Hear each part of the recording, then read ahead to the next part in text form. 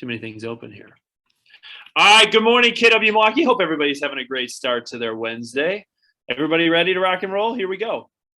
All right, so I'm super stoked to have lead a conversation this morning with four incredible individuals. First of all, I'll kind of give an intro to each of them, and then we'll kind of dive into it. One of the things here, too, is know this. Guys, this is a mastermind. It does not have to be that the four people are speaking.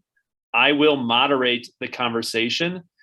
If I cut you off, it's because I don't want to go down a rabbit hole that I don't think is productive for the current moment. Make sense? I'm not doing it to be rude. I'm trying to protect the time of 71 people who are on this call. Does that make sense? So if you have something that you'd like to share, feel free to share it. If I feel like we're going down a rabbit hole, I will pull us out of the rabbit hole to pull us back on track. I will lean on the four panelists to open up the dialogue and the conversations. But again, if you want to participate, jump in, because we all, as I talked about yesterday of how do we slay the dragon? We slay the dragon by sharpening our swords, right? And the way you do that is by learning. And how do you sharpen swords? Iron sharpens iron. So it's leaning on each other to learn their thoughts and approaches, right? In order for us to go earn more than our fair share of the listing inventory, whatever that may be in 2022. Cool? Love it. All right. So I'm going to introduce these guys first, and I'll let them jump on to talk a little bit about themselves, guys. Just give a little quick notes into your vitals as to who you are first. Sarah Oberbrunner. I don't think she needs much of an introduction. She finished last year as KW's #1 individual agent. She took 26 listings. She saw an increase of 30. It was a year-over-year growth of 30% in a market that was down on total new listing inventory. So she's clearly developed something else. I will also tell you, Sarah, and she can go into this if she so chooses, has totally evolved her business in the last 2 to 3 years to be based 100% repeat and referral-based business. And why do I say that? It's the most profitable form of business because the only thing she invested in is her reputation. So, Sarah Oberbrunner, welcome to the call. Thank you for your time, attention, and giving into this group. Anything else that I missed? No. Beautiful. All right. Next up, Joey Carini. Joey, how long have you been in this business? 12 glorious years. 12? 12 years. Beautiful. And what did you do last year? In terms of the number? Yeah, I mean, I know the number, but here's what he's not telling you. Joey doubled his business last year. Okay? In doing so, he doubled it because he took 18 listings. Okay? Also, as a little side note about Joey, Joey, if you have not seen him, absolutely slays it on the guitar. He plays a mean axe, incredibly talented musician. And my challenge to Joey over the last couple of years is, dude, you have to be able to leverage your network and database and your musical talents to help you make your income, which is in real estate. Make sense? To me, finally, yes. After a few years of fighting the merged worlds is what we're trying to do. Beautiful. Anything else I missed, Joey? No, all is good. All right, beautiful. Next up on our panel, Coco, aka Connie. Connie is a relatively newer agent in the world of real estate, has had successful businesses in the past. The reason why we asked her and Amy to jump on is for people who got into this business and had massive success quickly. We're going to lean on Coco, aka Connie, as to how it is that they leaned into their database sphere of influence and referral based to earn the right to work with people to represent their largest financial transaction on their balance sheet. Right? Coco, what else do these guys need to know about you? Well, I just got my real estate license in Florida, Naples area, and a lot of my referrals are from people that want to downsize here and buy property in Florida. So I'm working that angle now, which has been exciting. Sweet. And just so you guys know, I know that Coco's name, it's an inside joke between the two of us because for a while I thought her name was Connie and now it's just a running joke. My name is Corinne. So, but my friends, everybody calls me Coco. It's easier to remember and it's catchy and it's helped me in my business because they know call Coco. It's easy. Beautiful. All right, Amy, last but not least, relatively newer agent to the business. What you guys also need to know, and I think this is important to understand, is Amy has 4 kids of a variety, right? Amy, am I right on that? 4 kids? Yep, 4 teenagers. 4 teenagers. You talk about work-life balance and being able to build a big business. Amy has the understanding of how to do it, right? Not only that, she's learned quickly to, I call it infiltrate, because it's the way I think about it. She's infiltrated her database sphere of influence to help them understand, despite the fact that she's new to the game and she's only new once, so we don't say that anymore. She's been able to infiltrate her database to help serve as the fiduciary to very high-end clients. Amy, anything else I missed? No, I think that's pretty good for now. Sweet. All right, so I'm going to flip it over to Sarah first. Sarah, you've been in this game now for a little while. We talked about a little bit of your conversion from the way in which you used to approach your business to where it is today. And the interesting factoid, guys, as we talk about Sarah's progression, is she did it when the market was going like this from an inventory standpoint. So the last 3 years, all the market has done is take less inventory year over year over year. And what has Sarah done? Sarah has taken more inventory year over year over year. Sarah, what was it about that? And what has been your progression that allows you to continue to build your listing database of inventory? Yeah, I think where I got my start from, for those who don't know, was I did a lot with internet leads, and internet leads are very time consuming and costly. So, just to give an idea of kind of where my businesses was at 7 years ago when I started, my first 6 months, I did 24 transactions. 23 of those were buyers, and I only had 1 listing. And it was pretty exhausting to work like that. So I really wanted to figure out how to get more listings and primarily build my business from referral and past client instead of internet leads. So what I do is really simple. Everything I do is going to be relationship based. I probably spend less than 0.5% of what I make annually on marketing. So I don't have a big marketing budget at all, but I really focus on building and developing relationships would be my strength. And so talk about a little bit of that progression, right? Like you went from last year, you took 26 total listings. That's more in listings than what you did in your entire, first year of total business, right? Mm-hmm. What was it that made you help you flip the switch from a buyer heavy business to a listing heavy business? When I first started, I don't think I was as confident. So I felt like I had to work with buyers because I didn't really have experience. So once I started to understand how much more profitable listings were, I just really went after that.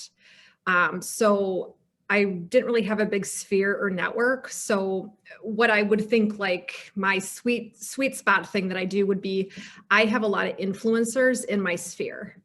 So influencers to me are people who have never worked with me, but they refer to me. So I'm now in their sphere.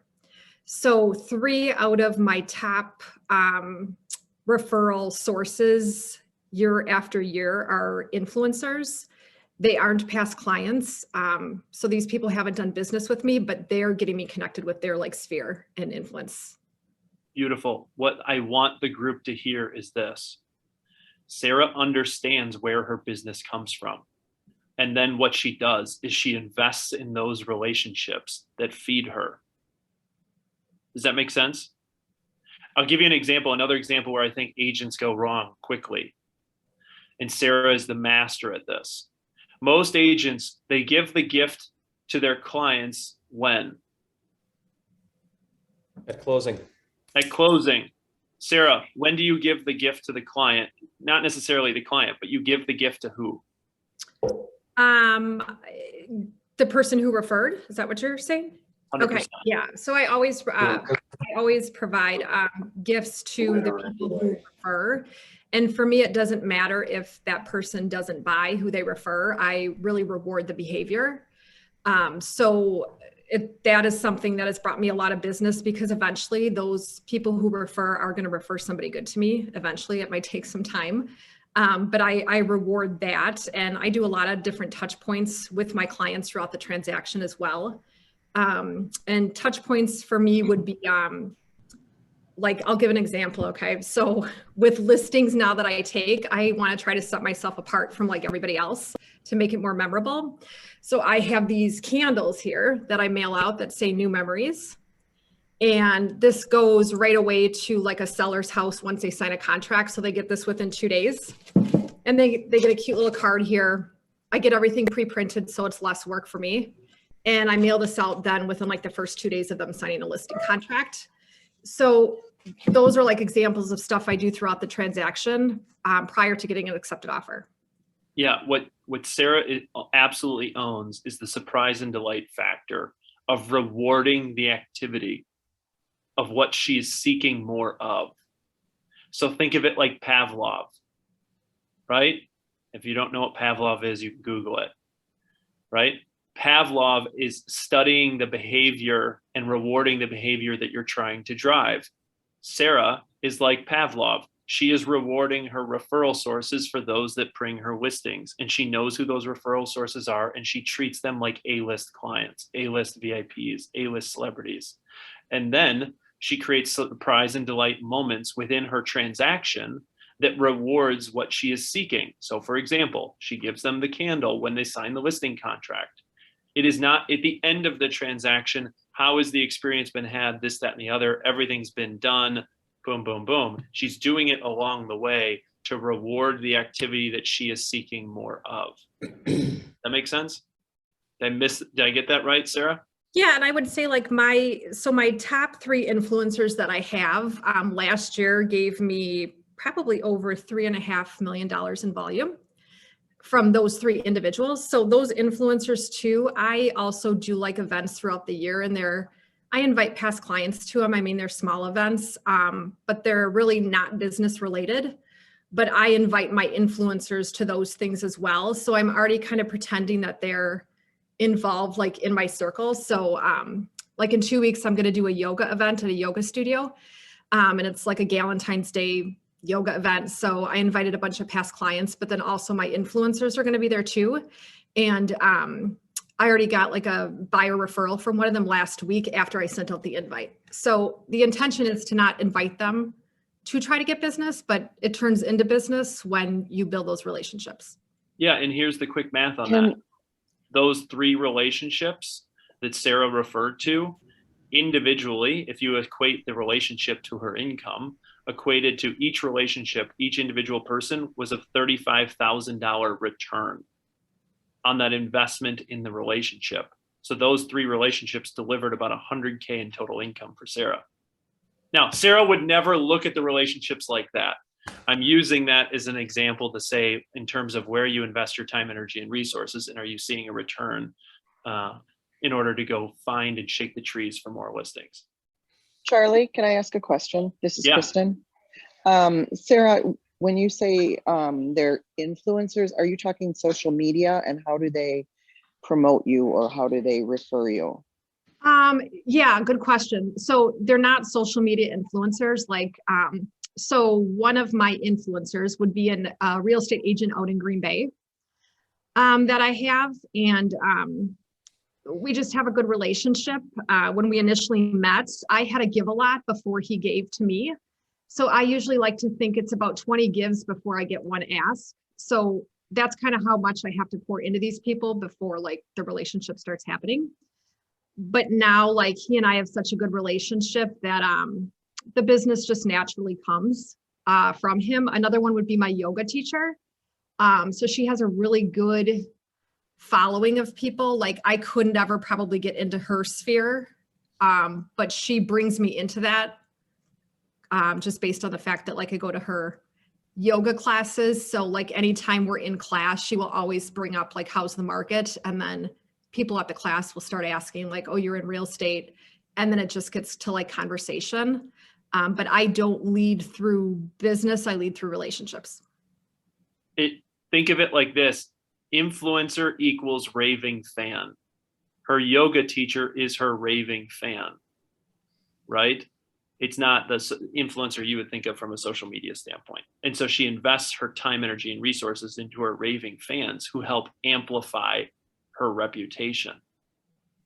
Does that make sense? She is and that's why I say the word infiltrate. She's infiltrating her yoga teacher's database, who's amplifying her reputation and voice. And I think before, Charlie, I used to have like a totally different view of it. So for me, it was more important that I was always working on my business. So if something wasn't money making or bringing me income, I typically wouldn't say yes to it. But now I've kind of changed that. So like I started working less, but now all of a sudden I make more money because I'm out there like having fun. It sounds kind of weird, but like I joined a book group and I just signed up a $3.2 million buyer from the book group. Like I had no clue that's what that was going to turn into. But by saying yes to other things that I enjoy doing and being around people I like, it turns into business. Yeah, you mix your personal life and your professional life. Absolutely. All right, Joe, we're going to flip here. Joey Carini. Yes, sir. How did you flip the script on your business to double it last year, right? In a tight environment. And how did you look at your database to finally get over the fact that, oh my gosh, I need to merge my worlds and I can't be a secret agent anymore? Yeah, I mean, it was a weird quirk in my mind where I thought I had to compartmentalize music and real estate. I thought that people were thinking that, oh, he's a band guy, so I can't trust him, with a 6-figure, 7-figure investment. So I had this thing built into my head. Remember, I was at a different agency before where it was 6 years of not getting nurtured. Right. So that was like a writer's block to me. Come over to Keller Williams, we talk extensively. And I think between like when the pandemic started, there was a team meeting where I think you said, if you have a relationship, any kind, if you've done business or not, get on the phone and just, try and establish that thread, and customer service is super important. So I think in early 2020, I had business, but the focus was like 150% all in, regardless of what restrictions were happening, whatever. And so there, you get inventory shortage, things like that were starting to happen. And I really dove into connecting with people who I had done business with and who I thought I was going to do business with in that coming year, regardless of how rocky 2020 was. So 2020 went into 2021, and the listings started because I'm in a couple of neighborhood Facebook groups that I'm visible as an agent doing business in that little location. And it could be a 6-block radius. That's a huge thing. I just moved from the west side of Wauwatosa, and I probably did, last year was like 5 transactions on 3 blocks. I would go into Command and make small videos showing market data in like a 150 house radius and post it. We flipped a house down the street, and I would show them a bi-weekly, hey, kitchen is in, bathroom is in. So it was like, I tried to become like a neighborhood asset rather than just a random guy, fly by night sort of dude. So that was a big thing. The other things that helped were obviously the music. You're trying to merge worlds. I'm out there all the time. And so now my social media presence is predominantly real estate based. So when people come to, say, a show or a music thing or whatever, it's not just sweet guitar or sweet this. It's more like, hey, I see you're more visible, you're more active, you're more this, you're more that.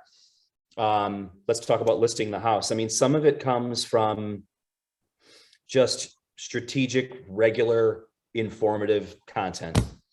Yeah, I mean, and you know what I call that? Being incredibly intentional and purposeful in what you put out into the world. Yeah. And here's something funny, Joey, what you said, and it backed up what Sarah does and what she's trying to do. Your personal life and your professional life are all intertwined, right? Yeah, it's In this business, there's no on switch and off switch. It is on all the time. Why? Because every potential interaction you have is a potential lead. So when you live your life with intention and purpose, every interaction you have is a potential lead. And the way that which you amplify your reputation and your voice is by mixing your personal life and your professional life. The other Charlie, thing, can I ask you a question? yeah, I'm sorry to interrupt. Joey, I'm just wondering, first of all, thanks very much. And congratulations to all the panelists on incredible business. So how did you set up the neighborhood Facebook group and then invite people to it? Did you like do a mailer or door knock, or how'd you get people into that neighborhood Facebook group?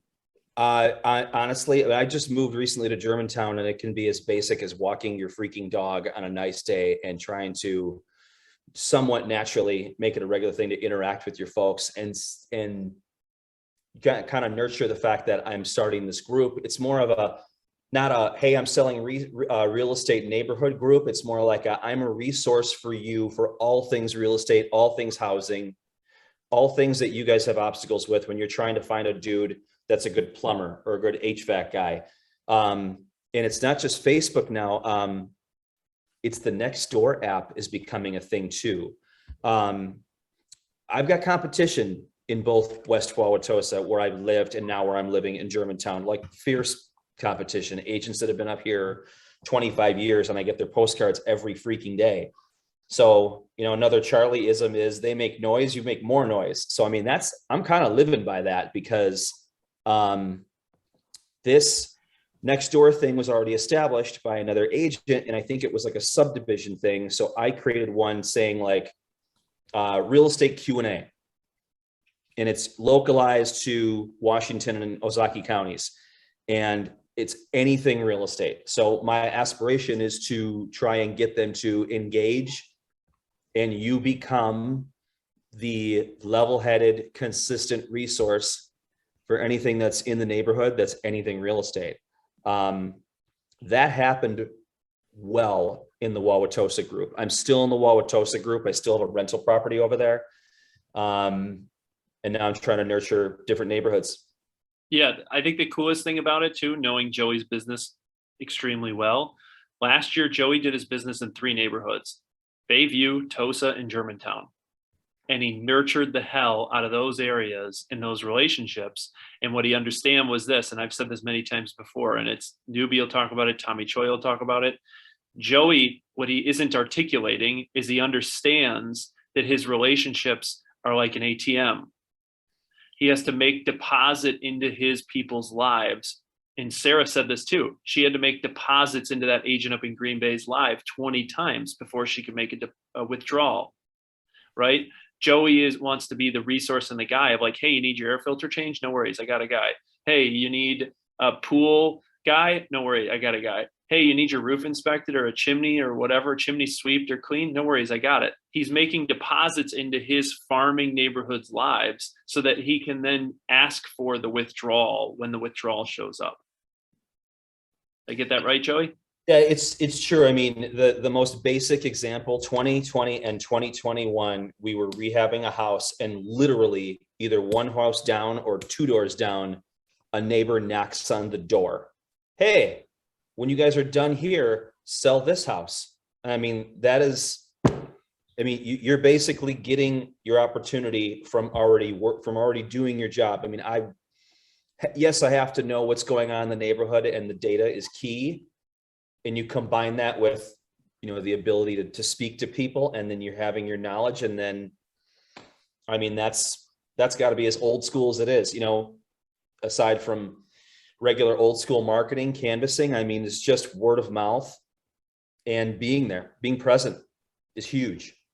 Yeah, sweet. Love it. All right. So what I love about the conversation, guys, is there's no secrets here. In the standpoint of like, they aren't doing anything special. They aren't doing anything unique. They're just being present, intentional, and purposeful in their relationships, in their lives. And we're going to get into some objection handling here in a little bit, but I want to flip it over to Coco and Amy. Both of you guys came into the marketplace in the last year of getting into this business. Here's a fact. There are more licensed associates in Southeastern Wisconsin than there have ever been. And I also know, here's a fact. You've built incredible businesses. How did you infiltrate the market and take market share in a quick way to build your foundation so people viewed you as a resource instead of viewing you as someone who's new? And here's where I'm getting at with this. I think whether been in this business for 10 years and you sell a ton of real estate, you have something to learn from those that have come into the market and infiltrated quickly because they took market share that was otherwise gone to the people who've been in it for a while. So Amy or Coco, whoever would like to lead, how did you do that? What was your mindset as you got into it? How did you approach it? How did you approach your database? And where did you find your listings? Coco, you are muted.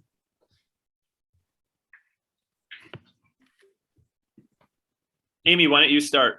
Okay, I'm going to go ahead and start. So obviously I'm new. I'm not even 1 year in yet. I work closely with Carla Florence, and I kind of just took all the stuff that we learned in launch and productivity, and I just really focused on that. And I did kind of all those things that they told us to do. So one thing we do is Carla and I send out one mailing a month to our farm area and then also our database. And those can be made in Command. We do ours a little bit more custom, but the Command has great options for that. And then if we have a listing coming up, these are from Command too, these coming soon postcards. We send that to, I don't know, 100 or 200 of the neighboring homes. And then if we just sold, same thing, just sold postcard to the neighboring areas. Another thing that I've been doing is I've got these personalized note cards that I had made up.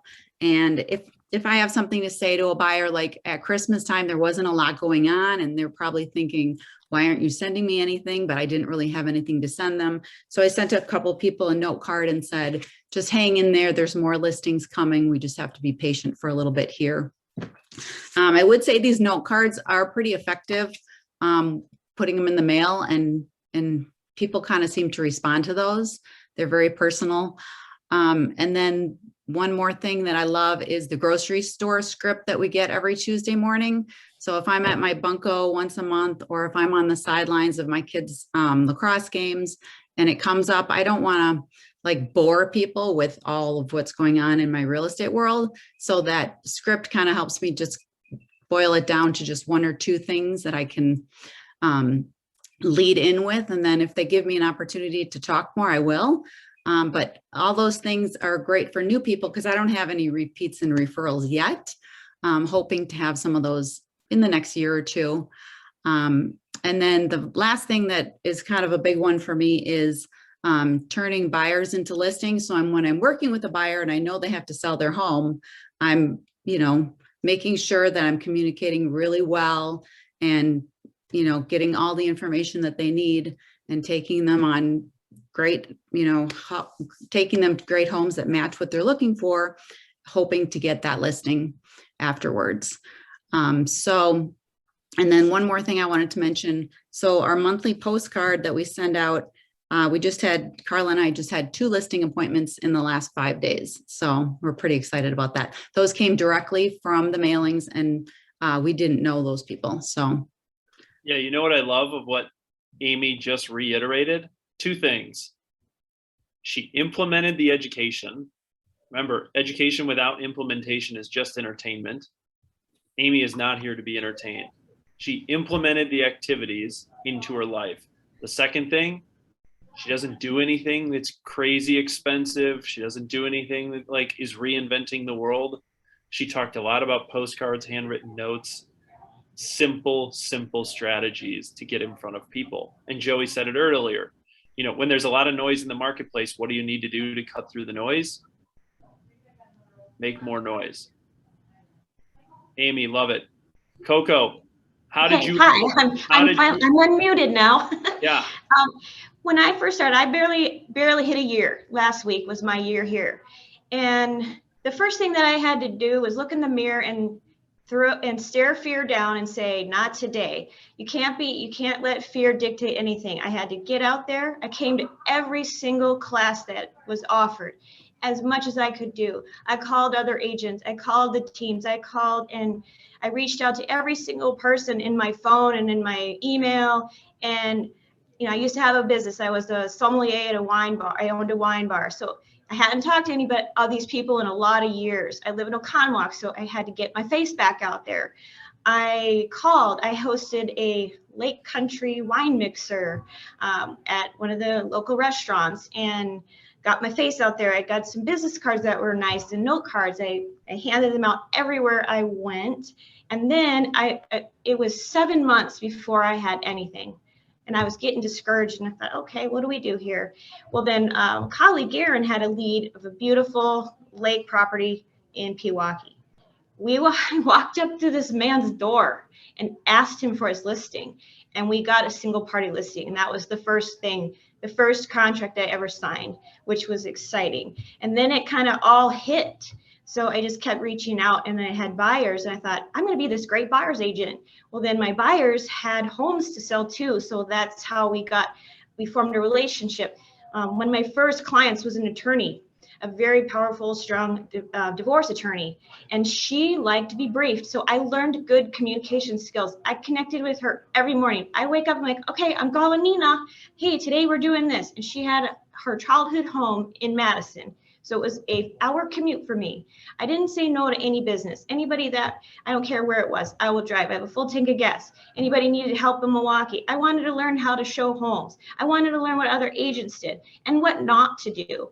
So a lot of that, the education here and the mindset, I started thinking abundance. I started visualizing, I want lake properties. I want to be like that person. I want Charlie to say my name in one of the team meetings. That's kind of what I thought. Here's what you're hearing from Coco. She just went and asked for it. Her first listing, what did she do? She asked for the listing. So many people are afraid to ask for the business. You know the number one mistake of salespeople? Forgetting to ask for the business and then shutting up when they get the business. Right? It's yeah, go ahead. Oh, sorry. One other thing. So my last listing that I just got was $1.4 million Lake Beulah house. And this person he's a neighbor in Florida. And I had walked into the restaurant and we were meeting friends. And this guy says, hey, does anybody know a realtor? I'm like, me. So he tells me he has this big property in Wisconsin. And this was last year in April. I said, well, hey, if you ever want to sell that, I'm happy to help. So I pretended I was a farmer. I planted seeds. Well, then he decided that he wanted to sell his lake home. And he called me. He's like, Coco, I work with 2 other people. I've worked with them for years. So here I am up against 2 other people that he's worked with. And I thought, oh my God, how am I going to do this? He asked me one powerful question. He said, how do I choose a realtor? And I said, well, number 1, I gave him 3 things. Number 1, you need to find somebody that you wholeheartedly trust. This is a large transaction, probably one of the largest in your life. 2, who is going to work the hardest for you? Are you going to get somebody that's not going to return your calls, or who's going to be there for you when you need them, no matter what? And 3, who's going to be the most fun that you're going to work with? And I said, obviously that's me. And we kind of laughed. And then I told him that I do donate 10% of my commission to my favorite charities and to my clients. Every single time I give back. And when I told him that, he said, you are hired. I love it. I give back too. I'll match your check. So it was incredible. That was a Friday night at 10 o'clock. I was on a plane. He said, be at my house tomorrow morning at 11, and we signed the contract. It was wild. You know what I love about it? The first thing you said, when I'm looking for listings, I have to understand that I'm a farmer. And then I have to plant a lot of seeds and water those seeds for the seeds to sprout, right? Yep. And all you do is you put that out into the world, and you plant a lot of seeds, and then it shows back up. So there's a question about donating back to the client. What do you mean? I think, Schweppe, what Coco was saying is she makes a donation, 10% of her GCI, and the client found out about it and then matched it to the same charity. Is that correct, Coco? Blessings in a backpack. We had tunnels to towers, this last one. Sierra Delta, they help provide service dogs for vets. Whatever the client's favorite charity is, that's what I spread it out between charities. It's paid off. Abundance is flowing. I have an abundant mindset. There's Beautiful. plenty for everybody. Can you hear me okay? Yeah. Schweppy. What do you got, Schweppy? Hey, the only reason I asked that, Coco, is because when you were saying I told him that I donate 10% of my earnings from each deal to charity and to my clients. Is what you My said. client's favorite charity, sorry. Your client's clear. favorite charity. Thank Yes. you. That's what I was Yeah, looking sorry at. about that. I appreciate you. Sweet. All right. So I'm going to flip this back to Sarah and Joey. As you look down 2022, right? And I've been pushing this theory, not this theory, but I'm pushing the mindset of abundance that Coco's been talking about. 51,000 listings came to the marketplace last year. Sarah had 26 of them. Joey had 18 of them. What are you doubling down with in terms of your strategies in 2022 to earn more than your fair share? Right? Like, and for Sarah, it may be, listen, I'm just doubling down of what works because it grew me 30% this year, and I'm not going to change because I know consistency is boring and boring equals success, right? Same thing to Joey. I don't know what that may be. Are there different things that you're looking at in terms of from lead generation tactics, or are you doubling down on what you know works? I'm going to double down on what I know works. Sometimes when I try to reinvent the wheel and do stuff that's kind of out of my sweet spot, it just doesn't work well for me. So a couple like ideas that anybody can really do just to kind of build that relationship would be something that I do like in my neighborhood is when a new business comes, I always go into the business and introduce myself and bring something. And get connected right away with like the local businesses, because then I know that they're going to know people. So like a Landmark credit union opened down the block for me. I went in there, just dropped off like a little cookie cake and something, and, just said, hey, welcome to the neighborhood. And then in turn, she asked me like, where do I live? What do I do? And then I do their home buying seminars now over there. So again, like just by being out there, just in your neighborhood and, where you hang out. That's kind of what I'm really focusing on. I know you talked a little bit about farmings, like in postcards and things like that. One area that I do farm would be where I live. And that's the only area that I kind of send postcards. So I do just solds and just listed. And I moved into this development in 2018. And since I moved here, I have done 15 transactions inside my community. Oh. So I follow it up. For me, I don't like to just do mailings unless I can follow up with like personal touch. But like when somebody new moves in, then I drop a bottle of wine off. I introduce myself. Crazy, but like neighbors give me keys to their house and like have me watch their house and like get mail. And I think they kind of think I work for the association now because they talk to me about like garbage issues and stuff. But anything I can do to try to build relationships with them. So just really, again, really being genuine with like the relationship piece. It is what Sarah does best is she amplifies her reputation by meeting new people. And the way in which she pours into those relationships allows her to create new organic relationships through those that she meets. Right? Yeah, so like today I have to get my nails done. So I have these little like cookie things that I'm dropping off to the girls at like the nail salon. So I'm bringing them a basket of like, Valentine's Day cookies and like little wine things with like chocolates. So I always try to do that stuff like around holidays, like for businesses that I frequent. Joey, how about you? 2022, looking down the runway here of what we got coming up. What are you trying to amplify in what you're doing, or are you doubling down in what you've done because it was successful in a tough market the last 2 years? Yeah, kind of a twofold. I am going to double down on some previous methods. I'm going to again stay more present in the neighborhoods that I kind of have a bias because I have some rental properties in a couple neighborhoods that are very like community watch, I guess, based. So that's helpful.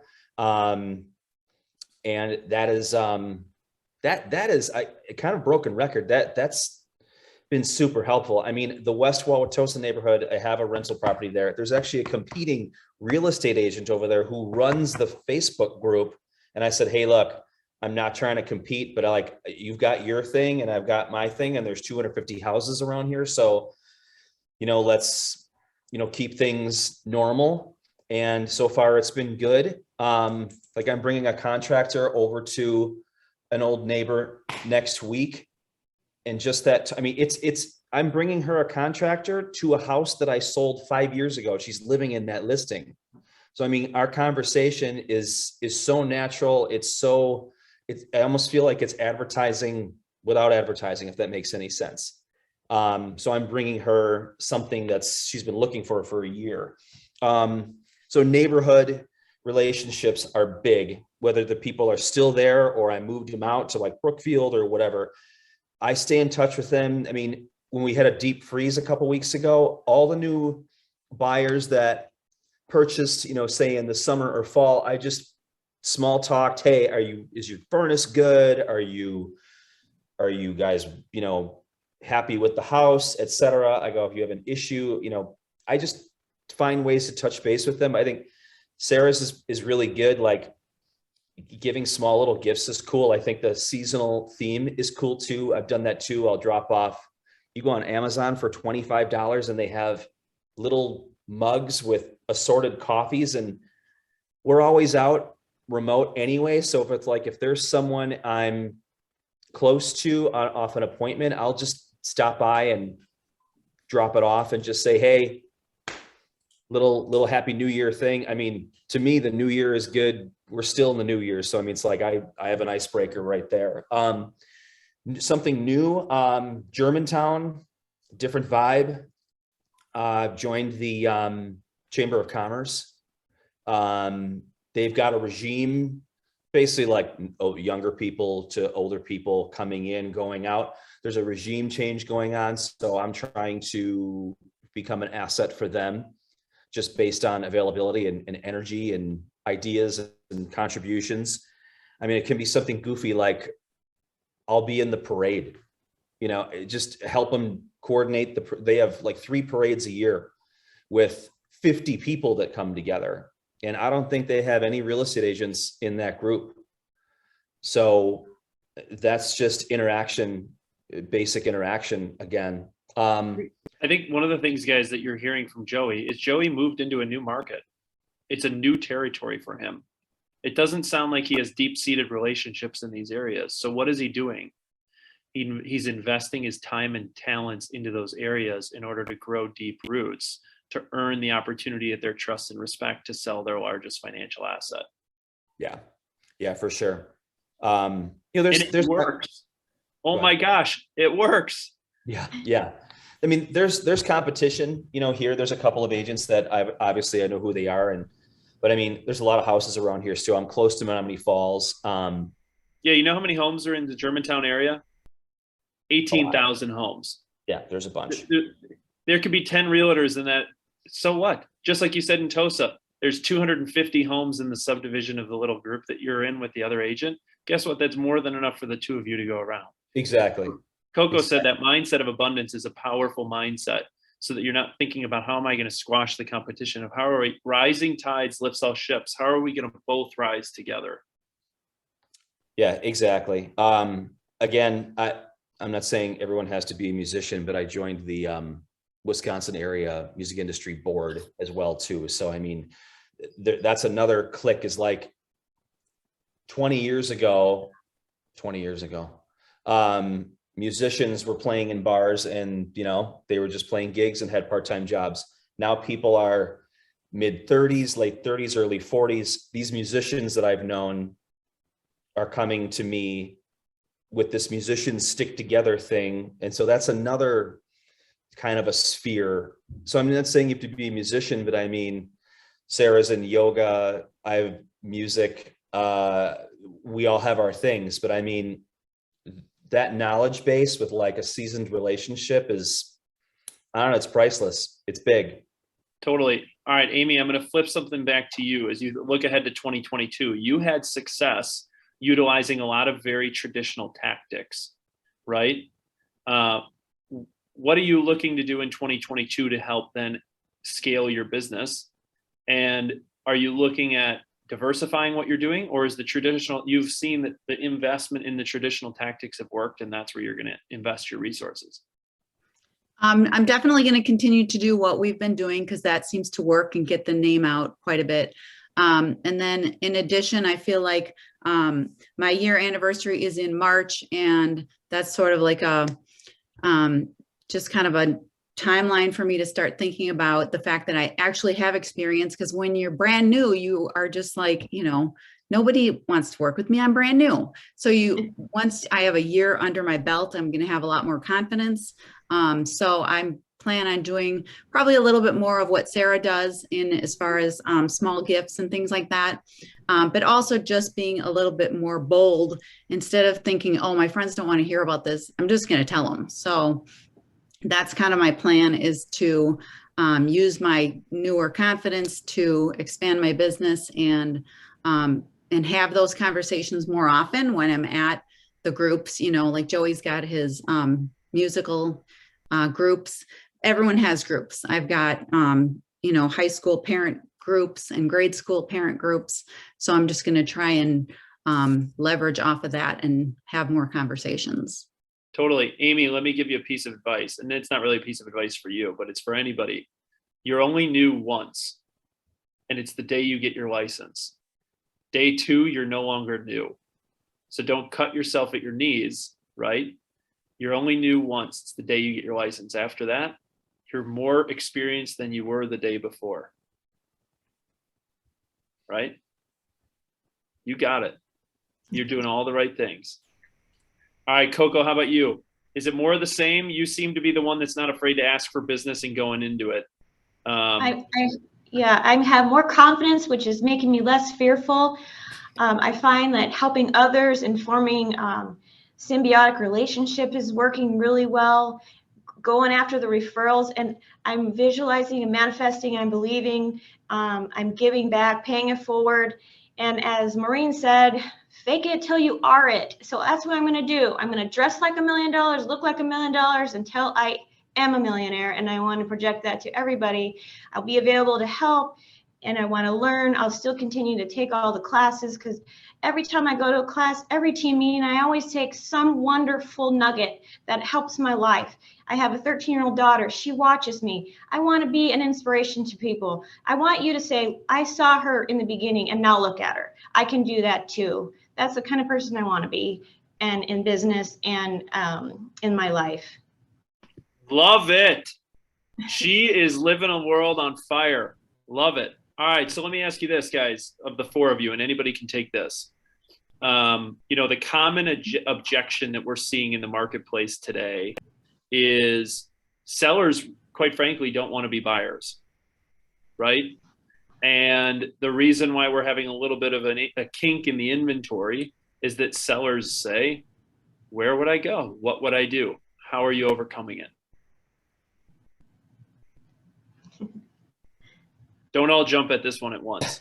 For me, one of the points now that I have in my markets, if somebody is buying, is to go over temporary housing, in a strategy to have that in place. So I always like to under promise and over deliver instead of over delivering and under promise. So temp housing for at least 3 months is a conversation that I have. What else? I'll give you, you know what? I'll help. I'll throw something out there because I've seen this in my own life, and I'm going to use my mother as an example, right? Maureen just sold friends of ours home. It was listed. They had been thinking about listing it for 3 or 4 years. They didn't know what they were going to do and where they were going to go. So you know what the strategy she implemented was? She went and started showing them houses like crazy. And they got so excited about where they were going and the life that they were about to lead into and the new community that they were going to do and the new life that they were about to start together. These were empty nesters, right? They got so excited about what they were going into that they said, list the house, we're done with it because we're already forward thinking about where we're going. And they weren't worried about what am I going to get into? How am I getting into a house? How am I going to afford it? They were so excited about what the future of their life held that they didn't worry about oh, the listing and just put it on the market and let's go find something, right? And I've seen this time and time again. She's been very, very effective at of getting people into their future mindset and their future life and getting them so excited about it that the listing actually becomes a burden within their life because they don't want to deal with it anymore because they're so excited about where they want to get to. And then all of a sudden something shows up, they buy a house and they move on. I've got that happening right now. Posted a house that I'd sold yesterday on Facebook. I do it religiously. And someone commented underneath and said, I've got a challenge for you. I'd like to sell my 3-bedroom house in Oak Creek and I need to downsize to a 2-bedroom, da, da, da, da. So then we engage. So my lead comes from there. I engage, we message, we talk, we structure her search. And she's like, definitely not worried about the sale of this house here. What are we going to do? So kind of, Charlie, what you said, that's, again, sounds real basic, but I say, you know, before we worry about getting your house on the market, so on and so forth, I'm like, why don't we just get out there and see things that you like? You know, the sale of this house will be the lesser task in this market. I mean, maybe I'm speaking too broad, but I think that that's, you know, it's kind of flipped the script because 6-7 years ago, listings weren't flying off the market 30 to 60 days, couple price reductions. And then people would say like, oh, I like this house. I'd like to buy it, but I can't sell this house I own. So things have 180'd.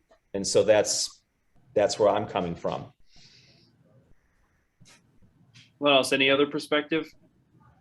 When I talk to my clients, that we kind of don't have it like has to happen today. They could have planned together, communicate, kind of talk to them, like what are your thoughts? Is this too much house for you? All your kids are grown, or what is it that you're looking for? Like a lot of my buyers, their kids have gone now and they want to downsize and they want to buy something smaller here and something in Florida. So then I'll get them on the email. So here, every week you'll get listings that are coming up of what's available, get an idea of what you like, and then put a plan together. And if like I had one, they were ready to go for 2 years. And then she said, I want to live in your neighborhood. There was a condo that came up across the street from me. And I said, well, here, this one's open. And they bought the condo. And then the next day we listed their house. Like, that's just how quick it went. So I think like just communicating with your clients and figuring out what their plans are, like you can couple months out, kind of start looking and then decide, because the house will sell quickly in this market because there is such low inventory. So like you said, Joy, it's not going to be too much of a challenge. It's what I would tell you too, what you're hearing from this group is they're creating the action plan is to help them understand how they're going to be buyers in the market. They're not worried about the listing because the listing they got figured out down pat. The market will take care of itself. It's implementing the right buyer strategy to overcome the objection of where do I go? And when you implement the right strategy and help them see to where it is that they are going to go and how you're going to help them get there is when you will earn the opportunity at the listing. Amy, anything else you want to add, or Joey? I would just say that if I'm working with a buyer, which I have several of them, that they're not in any hurry at all. I kind of use your mom strategy, whereas you're kind of like getting them to visualize the next step, think about what that means, how their life will improve if they move. And then I also just start sending them listings, even if they haven't really asked for them, so that they can start thinking about it. Cool. Joey, were you going to say something or good? No, I mean, that's just to kind of, catch on the last part of it. I mean, I think if you're proactive, not necessarily like reading their mind, but I'm trying to take their little bit of idea and inspire the middle and end portion of their plan. It could be great school districts or what Maureen did in terms of showing them what it could be. You don't have to flood them with listings, just show them. I mean, the house that my wife and I bought wasn't on the market, and there's a longer story, but post sale, my wife and Mrs. Seller had spoke with each other, and she said that, we're happy that you guys came and pushed us and re-inspired us to realize our plan from 2 years ago. a little perspective, a little inspiration, who knows what can happen. Totally. All right, I'm going to wrap this up here because it's about 11 o'clock and I want to respect people's time. Is last thing, pricing, last topic, pricing. How are you overcoming the objection of the seller who has it in their RAS, right, in between their 2 ears? Big shout out to Carrie Oberbrunner for, I've been using RAS a ton. And if you know what RAS means, it's because you were on the team meeting with Carrie Oberbrunner. But when they have it in their RAS, as it relates to that their house is worth 700, but it really is worth 550. How are we overcoming the objection that the market, everybody's reading in the media, the market is so hot, people are getting these insane prices. How are we sharpening our pencils so that we know we are going to market with the right price, so we are not submarining our listing before it even comes to the market with the wrong price or the wrong seller expectations around what they're going to get? Well, my Madison house, my client, it was emotional. So she thought her home was worth 150,000 more than it was. And Madison market is unique compared to here. And she's an attorney. So I did the CMA, I did all the research that we do as agents and presented it to her. And she sat me down and had her attorney on the phone.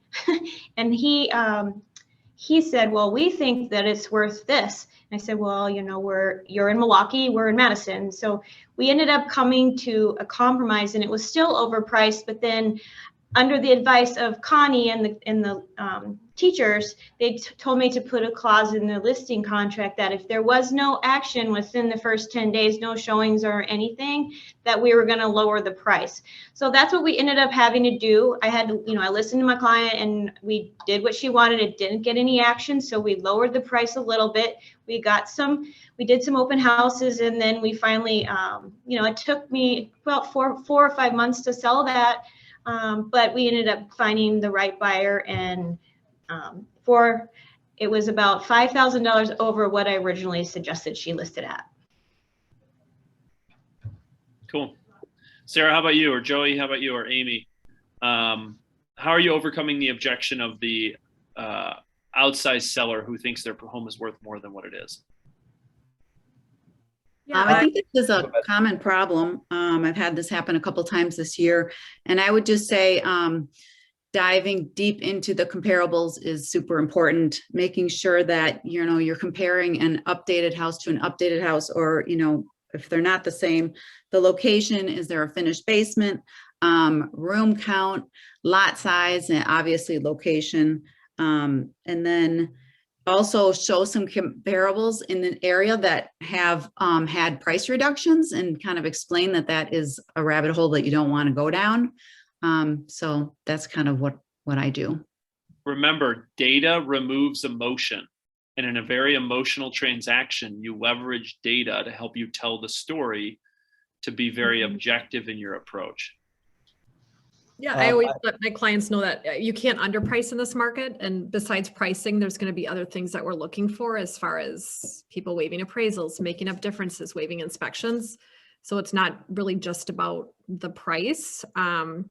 And I usually don't have an issue with pricing correctly on that. Like I had a client, and she wanted to list at $265. I told them $249.9. We did the $249.9. They ended up getting $282 cash, no inspection, no appraisal. So I think once they kind of understand and you explain things very clearly, that they will get the price that they're looking for, even more. But if they price it that high initially, they're not going to be getting above that price at all. Yeah, it's to their detriment. Correct. Yeah, data is key. Sometimes I will actually, alone practice a little script, very brief. Just if I were to just present data off the hip, then I think I would be susceptible to objections. But I think if I anticipate what people are going to say, because I got into the market in 2010, like what I said before, when selling a house was a super challenge, it was all objections. I had expired listings. It was a common thing. So I think that is helpful. There's plenty of data from this past year, right down to the architectural style, floor plans, etc., where you can support a legitimate price on a house. God, Joey Carini, if I could reach across the Zoom and kiss you, I would. You know why? Because you said something that I don't think enough people put into practice. And what I mean by that is that you are practicing your objections, you're practicing your scripting. And what people are hearing is, oh, the script, oh, I hear this all the time. Scripting isn't me, or scripting isn't what I sound like. No, scripting allows you to say what you want to say when you need to say it in the voice in which you want it to be heard.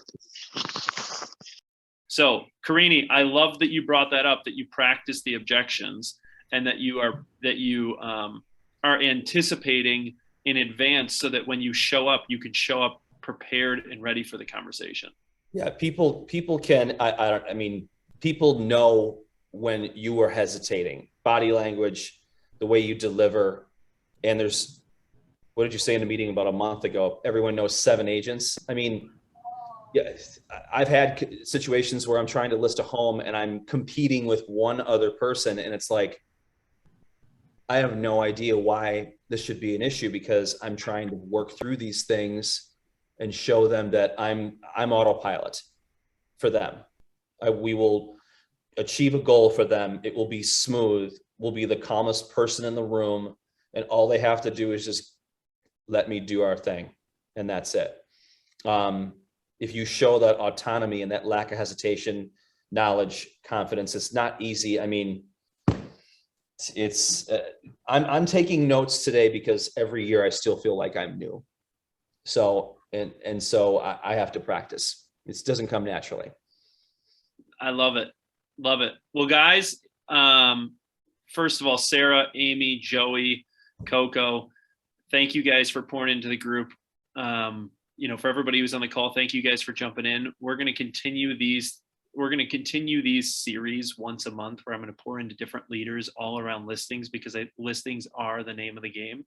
So be on the lookout for the March training calendar for another one of these series with different leaders in our industries. Again, Amy, Coco, Joey, Sarah, what I love about it is whether you guys are on such different ends of the spectrums of where you are within your careers.